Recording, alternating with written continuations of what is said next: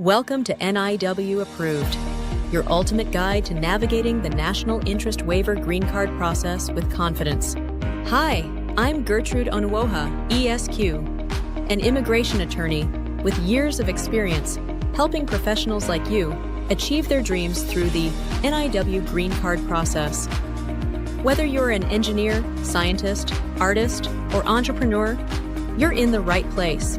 Here on NIW Approved, we provide expert tips for building a strong case, real-life success stories, answers to your most pressing questions, and actionable strategies to navigate your NIW journey with ease. Ready to take the next step in your immigration journey? Hit that subscribe button, turn on notifications, and join our growing community of professionals turning their expertise into approval. Don't just dream it, get it approved. Subscribe now, and let's make your NIW success story the next one. Hi everyone, welcome to my YouTube channel, NIW Approved, a channel that provides immigration information for your transformation. My name is Gertrude Onuoha. I am a licensed immigration attorney from the state of New York. We represent clients within and outside the United States in the area of immigration. Today, I'm going to be clarifying a lot of issues with regards to service termination and what remedies you can explore if your F1 status has been terminated. And if today your F1 status has been terminated, my heart goes out for you. I know how you feel. It's a very terrible place to be. And maybe you're just here today to get the information so you know what to do. If that ever happens to you, no one wants to ever be in this situation. But there's nothing wrong with getting information that can really help you when it comes to the area of immigration. You never want to be ignorant, because ignorance of the law is never ever an excuse any day and any time. Without further ado, let's get into the business of the day.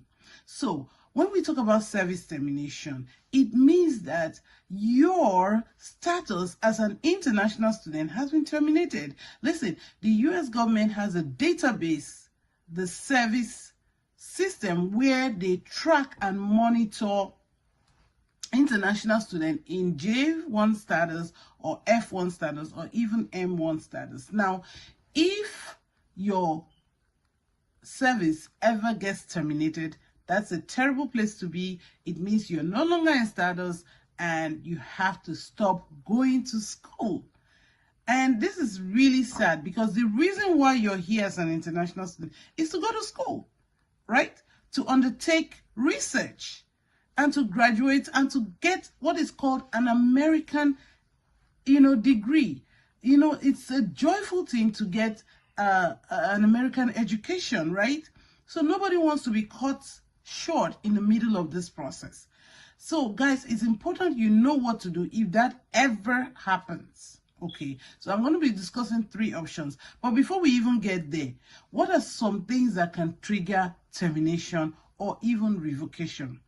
Now, unauthorized work, criminal issues, failure to carry the required credit load. As an international student, there is a required credit load for you, and that's something you can get by talking to your international student office, or dismissal, or any other violation. So I just want you to know that termination of status for international student is nothing new. It's nothing new. I mean, this is something that happens every now and then, and we've had to help international students get reinstated, right? But what makes this a little bit different is that we're seeing a wave where lots and lots of international students are being terminated about the same time. That's what makes it a little bit unprecedented. Other than that, termination of status is nothing new. We've handled those types of cases very successfully in the past. So what are some of the 3 legal options or remedies that you could explore in this season? First, I want to start by saying that if ever your status gets terminated, you need to be in contact with your international student office. That is your first point of contact. This is because the international student office is there for you. They're on the payroll for you. They are all things international students. So they will provide you explanation. They will also counsel you and work with you on what your next steps would be. Okay, so you want to always talk with them. Number two, please don't do anything harmful to yourself, like maybe try to commit suicide or feel like you're being shamed or anything like that. Guys, termination of status is not the end of the world. Okay, even if you have to leave the United States, it's not the end of the world. So don't do anything harmful to yourself, please. This is very, very important. You need to stay calm and just listen to this video. And then if you need to hire an attorney, you want to call my office, feel free to do that, or schedule an appointment and I will be able to help you. In the meantime, if you have any questions, feel free to put it on this chat. I promise you, we will try to answer your question. And of course, like and share, and of course subscribe to this channel so that you can continue to get good information that will really help you as you navigate your journey as an international student here in the United States. Okay, let's get to the three options. Number one, you could leave the United States and then reapply for F1 visa in a US embassy or consulate abroad. You could leave the United States and then apply for a student visa from scratch. That's an option. Now, if you're going to exercise that option, you want to be in touch with your DSO and they will help you with all the paperwork to enable you facilitate this process. Now, I want to sound this out that there are no guarantees. You will need to schedule an appointment and that could take a while. And then again, depending on the reason why you were terminated, right? That is most likely going to come up during the interview. So you need to be prepared to give an explanation as to what happened. If it's a criminal issue, it's going to be a little bit challenging, okay? And if you were unable to pay your school fees or whatever the reason was, I can guarantee you that that reason for the termination is going to crop up during the interview. So be prepared to answer in a very honest manner, and at the end of the interview, you may be granted a new visa. And if that happens, that's beautiful. You can then come back to the United States on that new visa and then resume your studies. And that's amazing. And that's where we all pray that every international student should be. But again, the whole interview could go south where they would deny you and refuse you a visa. Now, if that happens again, don't give up. You give some time, talk with your international student office, and maybe try again. All right. And if that doesn't, if you keep trying and it's not working out, maybe you should look into applying to school in other countries. That's an option. Okay. But don't give up in, liaising with your international students office and trying the process again. The second option is what is called reinstatement. Now, when it comes to reinstatement, as the name goes, you're trying to get back to student status. You're asking the United States government agency, USCIS, to reinstate you back to your student status. And that is an option that has always been available. We've used it in the past. So reinstatement is nothing new. Okay, now if you're seeking reinstatement, you have to do all the paperwork, fill out all the forms, and get your supporting documents. You have to continue attending classes full time. In that time frame, it's very unlikely that you would be given allowed to participate in any kind of work on campus. You may not be eligible for CPT or OPT during this period. You must continue to maintain a full credit load and attend classes while the application is pending. Okay, now you should be ready to provide detailed explanation as to what actually happened. This is serious because if they are not satisfied, you will get a request for evidence and they're going to ask you to explain in details what actually happened. I know this because we have handled reinstatements in the time past, and most times they want to get all the details, And if you are involved in any kind of criminal issue, you want to make sure that that criminal issue has been taken care of by a criminal attorney. You want to liaise with a criminal attorney, make sure that that issue is dismissed. You want to get the dismissal letter or the outcome and present it to the USCIS in addition to your explanation. It's not enough to say, oh, the case was dismissed. You want to provide evidence. And guys, if you have any criminal issue, do not hide it. Do not hide your criminal issue. Be upfront with it and explain what happened. And if you have been rehabilitated, you can show that you've been rehabilitated and you are now a good person. The mistake happened. Like, you really want to explain what happened to them. And another thing I want to say when it comes to reinstatement, it's a very discretionary remedy. What that means is that 1 + 1, you get 2. It's not that. In other words, you could meet all the requirements as stated in the law, and they could decide, we're not reinstating you. So it's a very discretionary remedy. So you really need to pray that they really accept your explanation and, grant you the reinstatement. Now, if the reinstatement is granted, beautiful, beautiful, beautiful. You get to go back to school.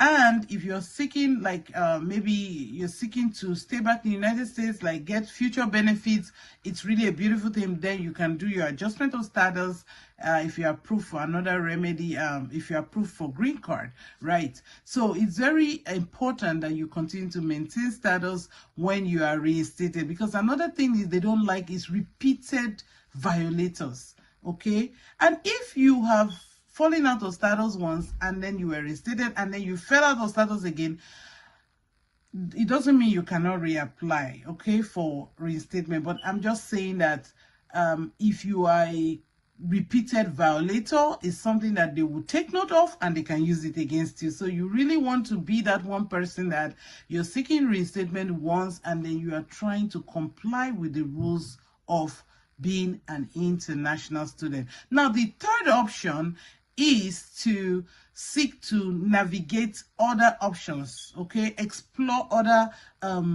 legal status here in the United States. So if as an international student, you could look into asylum. Do you qualify for asylum? And if you're married to a US citizen, you might be able to adjust.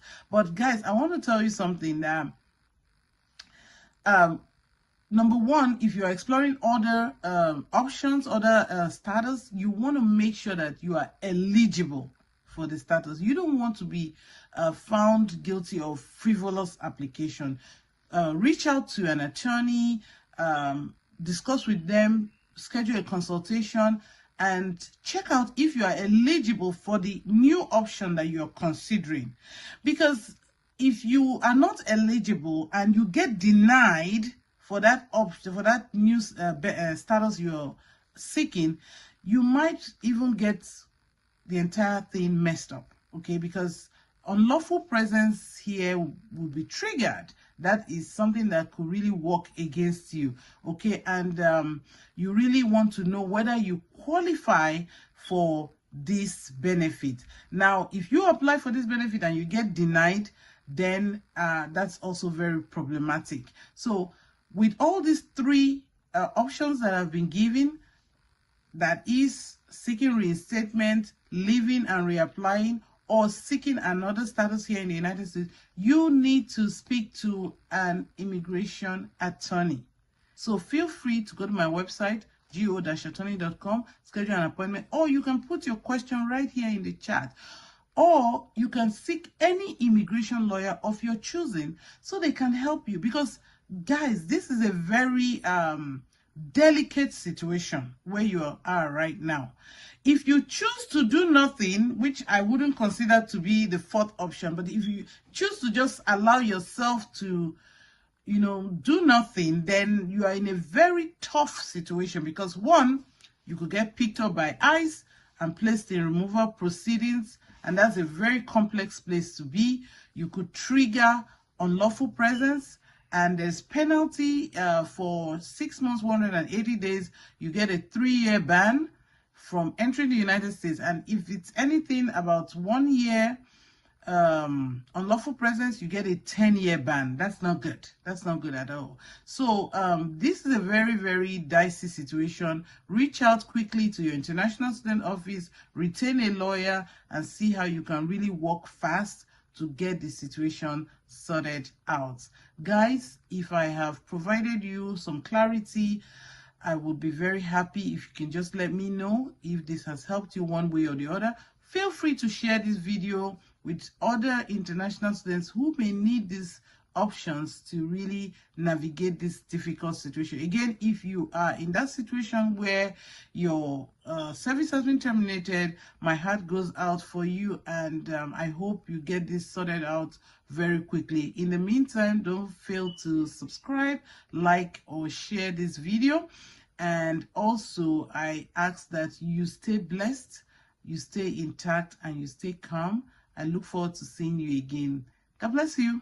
Welcome to NIW Approved, your ultimate guide to navigating the National Interest Waiver Green Card process with confidence. Hi, I'm Gertrude Onuoha, ESQ, an immigration attorney with years of experience helping professionals like you achieve their dreams through the NIW Green Card process.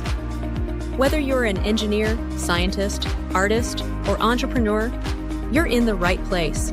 Here on NIW Approved, we provide expert tips for building a strong case, real-life success stories, answers to your most pressing questions, and actionable strategies to navigate your NIW journey with ease. Ready to take the next step in your immigration journey? Hit that subscribe button, turn on notifications, and join our growing community of professionals turning their expertise into approval.